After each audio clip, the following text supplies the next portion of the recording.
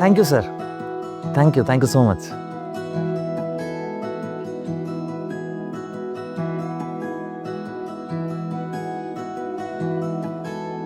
ನೀವು ತುಂಬ ಟಯರ್ಡ್ ಆಗಿರ್ತೀರ, ಬೇಗ ಮಾಡ್ಕೊಳ್ಳಿ.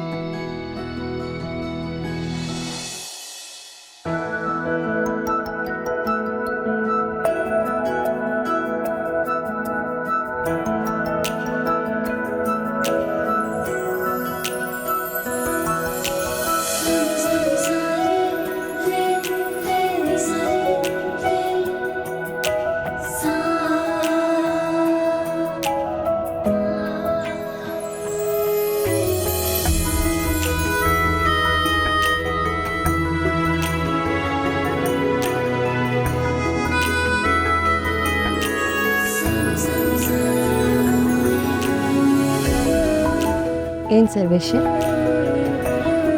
ನಿಮ್ಗೇನು ಅನ್ನಿಸ್ತಾ ಇಲ್ವಾ? ಮದುವೆ ಮೊದಲು ನನ್ನ ಬಿಟ್ಟು ಹೋಗೋಕೆ ಎಷ್ಟು ಒದ್ದಾಡ್ತಿದ್ರಿ ಅಂತ ನೆನಪಿದೆಯಾ? ನಾನು ಅಷ್ಟೇ ನಿಮ್ಮನ್ನ 24/7 ನೋಡ್ತಾನೆ ಇರಬೇಕು ಅಂತ ಎಷ್ಟು ಸರ್ಕಸ್ ಮಾಡ್ತಿದ್ದೆ, ಎಷ್ಟು ಸಲ ಕದ್ದು ಮುಚ್ಚಿ ನಿಮ್ಮ ಮನೆಗೆಲ್ಲ ಬಂದಿಲ್ಲ ಹೇಳಿ. ಸೊ ಈಗೇನು? ನಿಮ್ಗೇನು ಅನ್ನಿಸ್ತಾನೆ ಇಲ್ವಾ? ಮದುವೆ ಆದಾಗ್ಲಿಂದ ನೋಡ್ತಾನೆ ಇದ್ದೀನಿ. Good morning sir, good night sir, ಊಟಕ್ಕೆ ಬನ್ನಿ ಸರ್, ತಿಂಡಿಗೆ ಬನ್ನಿ ಸರ್, ಇದಾಯ್ತಾ ಸರ್, ಅದಾಯ್ತಾ ಸರ್. ನಮ್ಮ ಮಾತುಕತೆ ಇಷ್ಟೇ ಆಗೋಗಿದೆ ಅಂತ ನಿಮ್ಗೆ ಅನ್ನಿಸ್ತಾ ಇಲ್ವಾ? ನಿಮಗೆ ಹಾಗೆಲ್ಲ ಅನಿಸ್ತಿದ್ಯಾ?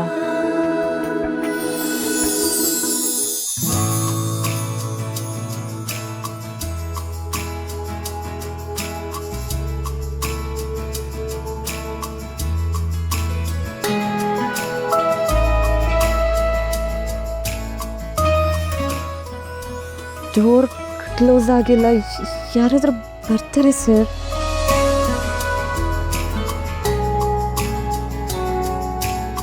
ಇನ್ಮೇಲೆ ಸರ್ ಅನ್ನೋ ವರ್ಡ್ ಯೂಸ್ ಮಾಡೋಗಿಲ್ಲ, ಆ ವರ್ಡ್ನ ಬ್ಯಾನ್ ಮಾಡ್ತಾ ಇದ್ದೀನಿ. ಆಫೀಸಲ್ಲಿ ಆಗಿ ನೀವು ಗಂಡ ರೀ, ಏನಾದರೂ ಕ್ಯೂಟಾಗಿ ಸ್ವೀಟಾಗಿ ಕರಿಬಾರ್ದಾ?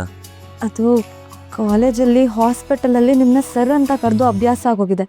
ನೀವು ಹೇಳಿ, ನಿಮ್ಮನ್ನ ಏನಂತ ಕರೀಲಿ ಸರ್? ಸಾರಿ, ನಿಮ್ಮನ್ನ ಸರ್ ಅಂತ ಕರಿಬಾರ್ದಲ್ವಾ? ನಿಮ್ಮನ್ನ ಏನಂತ ಕರಿಬೇಕಂತ ನೀವೇ ಹೇಳಿ. ನಿಮ್ಗೆ ಏನು ಅನಿಸುತ್ತೋ ಅದನ್ನು ಹೇಳಿ, ಬಟ್ ರೊಮ್ಯಾಂಟಿಕ್ ಆಗಿರಬೇಕು. ಬಿಟ್ರೆ ನಿಮ್ಮ ಮಾತು ಎಲ್ಲೆಲ್ಲೋ ಹೋಗುತ್ತೆ. ಅದಕ್ಕೆ ಬಿಡ್ತಾನೆ ಇಲ್ವಲ್ಲ? ಬಿಡಿ ಮುದ್ದು. ಮುದ್ದು? ಇನ್ಮೇಲಿಂದ ನೀವು ನನ್ನ ಮುದ್ದು ಹಾಗೆ ಕರಿತೀನಿ. ಚೆನ್ನಾಗಿದ್ಯಾ? ಚೆನ್ನಾಗಿದೆ. ಆಗ್ಲೆಲ್ಲ ನಿನ್ನ ಸಿಗದೆ ಹೋದಾಗ ಮುದ್ದುನೇ ನೀವು ಅನ್ಕೊಂಡು ಹಗ್ಲು ರಾತ್ರಿ ಹರಟೆ ಹೊಡಿತಿದ್ದೆ. ಅದಕ್ಕೆ ಡಾಕ್ಟರ್ ಕೊಟ್ಟು ಸ್ಟೆಥೋಸ್ಕೋಪ್ ಹಾಕಿ ಅದನ್ನ ತಪ್ಕೊಂಡು ಕೊಡ್ತಿದ್ದೆ. ಮನ್ಸಲ್ಲಿರೋ ಮಾತೆಲ್ಲ ಅದ್ರ ಹತ್ರ, ಎಲ್ಲ ನಿಮ್ಮ ಹತ್ರನೇ ಹೇಳ್ಕೊಳ್ತಿದ್ದೆ.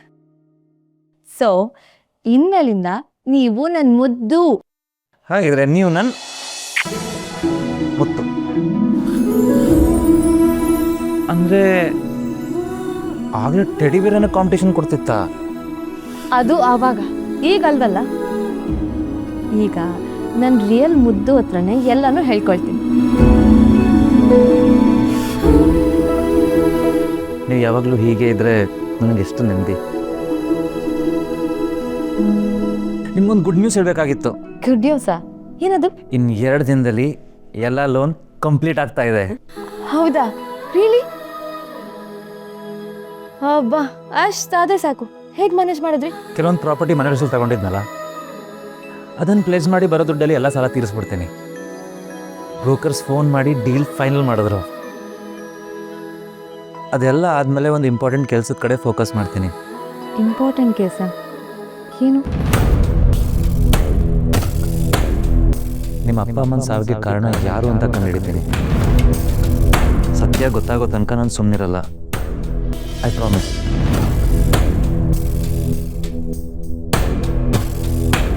ನೀವು ಮಾಡೇ ಮಾಡ್ತೀರಾ ಅಂತ ನನಗೆ ಗೊತ್ತು ಮುದ್ದು.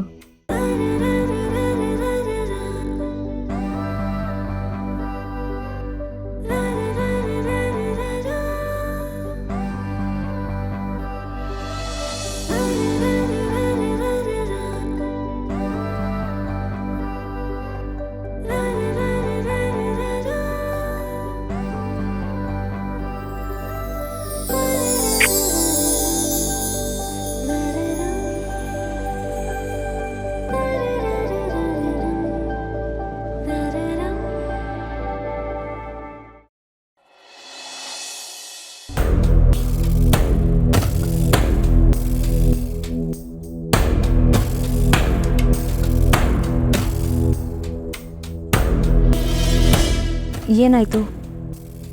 ತುಂಬ ಡೀಪಾಗಿ ಯೋಚನೆ ಮಾಡ್ತಿದ್ದೀರಾ? ನಮಗೆ ಗೊತ್ತಿಲ್ದಿರೋದು ಏನಿದೆ, ಒಂದೊಂದ್ಸಲ ಇದೆಲ್ಲದನ್ನು ಇರೋ ಕೊಟ್ಟು ಎಲ್ಲಾದರೂ ದೂರ ಹೋಗ್ಬಿಡೋಣ ಅಂತ ಅನಿಸುತ್ತೆ. ಆದರೆ ಆ ಮೂಮೆಂಟ್ ತಾತನ ಫೇಸ್ ಕಂಡೆದ್ರಿಗೆ ಬರುತ್ತೆ. ಅವರು ಕೊಟ್ಟಿರೋ ಮಾತು ಎದುರಿಗೊಂದು ಪ್ರಶ್ನೆ ಮಾಡುತ್ತೆ. ಎಷ್ಟು ಸಹಿಸೋ ಶಕ್ತಿ ನಿಂಗೆ ಇಲ್ಲೋ ಅಂತ ತಾತ ಕೇಳೋವಾಗ ಅನಿಸುತ್ತೆ. ಹಾಗಿದ್ರೆ ಆ ಪ್ರಶ್ನೆ ಕರೆಕ್ಟಾಗಿದೆ. ನನ್ನ ಮುದ್ದೆಗೆ ಇದನ್ನೆಲ್ಲ ಫೇಸ್ ಮಾಡೋ ಶಕ್ತಿ ಬೆಟ್ಟದಷ್ಟಿದೆ. ನೀವೊಂಥರ ಸೂಪರ್ಮ್ಯಾನ್ ಗೊತ್ತಾ? ಏನೇ ಹೇಳಿನಿರಿ, ಎಲ್ಲರೂ ಜೊತೆಗಿರಬೇಕು. ಪ್ರತಿ ಸಲ ಈ ಥರ ಗಲಾಟೆ ಆದಾಗಲೂ ನನಗೆ ನಾನೇ ಸೆಲ್ಫ್ ಮೋಟಿವೇಟ್ ಮಾಡ್ಕೋತೀನಿ. ಎಷ್ಟೇ ಕಷ್ಟ ಬಂದರೂ ಎದುರಿಸೋ ಶಕ್ತಿ ಕೊಡುವಂಥ ತಾತನ ಮುಂದೆ ಹೋಗಿ ನಿಂತ್ಕೊಬಿಡ್ತೀನಿ. ತಾತ ನಿಮ್ಗೊಂಥರ ಸ್ಟ್ರೆಸ್ ಬಸ್ಟರ್ ಇದ್ದಾಗಲ್ವಾ?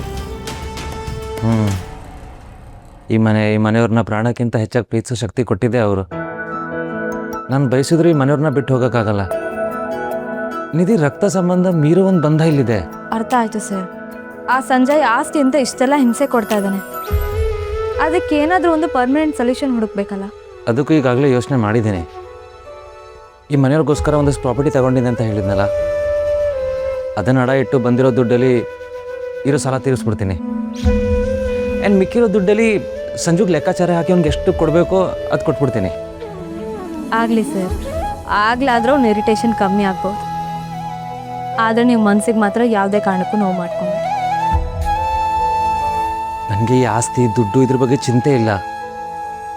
ಹಾರ್ಡ್ ವರ್ಕ್ ಮಾಡಿ ದುಡಿಯೋ ಶಕ್ತಿ ನನಗಿದೆ. ಸಂಜು ನೆಮ್ಮದಿಗೆ ಏನೋ ಒಂದು ಮಾಡಲೇಬೇಕಾಗುತ್ತೆ. ಅಂದರೆ ಏನು ಮಾಡಬೇಕಂತ? ಸಮಯ ಬಂದಾಗ ಹೇಳ್ತೀನಿ. ನೀವೀಗ ಹೋಗಿ ರಿಯಾ ಜೊತೆ ಮಲ್ಕೊಳ್ಳಿ. ಅವ್ರ ಮನಸ್ಸು ದೇಹ ಎರಡು ವೀಕ್ ಆಗಿರುತ್ತೆ. ನೀವು ಅವ್ರ ಜೊತೆಗಿದ್ದು ನೋವು ಆಗದಿರೋ ಹಾಗೆ ನೋಡ್ಕೋಬೇಕಾಗತ್ತೆ. ಇಂಥ ಪರಿಸ್ಥಿತಿಯಿಂದ ಹೊರಗೆ ಬರೋದಷ್ಟು ಸುಲಭ ಅಲ್ಲ. ಹೌದು ಸರ್, ರಿಯಾ ತುಂಬ ಒಳ್ಳೆ ಹುಡುಗಿ. ಅವಳ ಬೆಲೆ ಸಂಜಯ್ ಗೊತ್ತಾಗ್ತಿಲ್ಲ ಅನ್ನೋದಷ್ಟೇ ಬೇಜಾರು. ಚೆನ್ನಾಗಿ ನೋಡ್ದಿರೋನ್ಗೆ ಅದ್ರ ಬೆಲೆ ಹೇಗೆ ಗೊತ್ತಾಗುತ್ತಲ್ವಾ? ರಿಯಾ ಚಿಂದಂತ ಮನ್ಸಿರೋಳು ಅಂತ ಖಂಡಿತ ಸಂಜೆಗೆ ಗೊತ್ತಾಗೇ ಆಗುತ್ತೆ. ಆದಷ್ಟು ಬೇಗ ಅದಾಗಲಿ ಸರ್. ಹಾಗೆ ನನ್ನ ಮುದ್ದಿಗಿರೋ ಟೆನ್ಷನ್ ಎಲ್ಲ ಆದಷ್ಟು ಬೇಗ ಮಾಯ ಆಗಲಿ ಅಂತ ಆ ಕೃಷ್ಣನ ಹತ್ರ ಕೇಳ್ಕೊಳ್ತೀನಿ. ಸರಿ, ನೀವು ಹೋಗಿ ಮಲ್ಕೊಳ್ಳಿ. Good night. Good night sir.